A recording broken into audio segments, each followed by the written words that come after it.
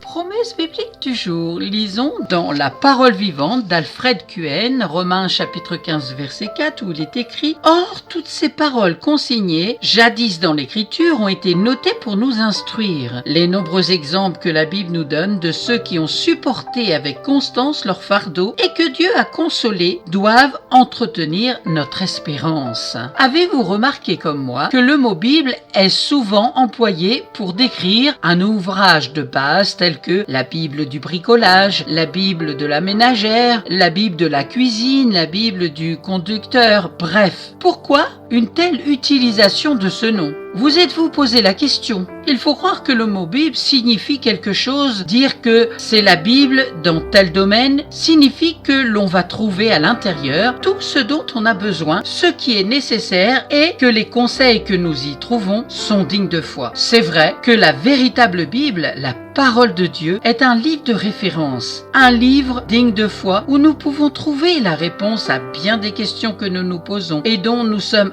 incapables de trouver la réponse ailleurs. La Bible est la révélation de Dieu aux hommes de tous les pays, de toute race et de toute génération. Elle nous révèle l'existence de celui qui nous connaît mieux que nous-mêmes et qui, dans sa grâce et son amour, a désiré communiquer avec nous en passant au-dessus de notre indifférence, parfois même de notre mépris, de notre haine. La Bible nous révèle qui nous sommes, notre séparation d'avec Dieu.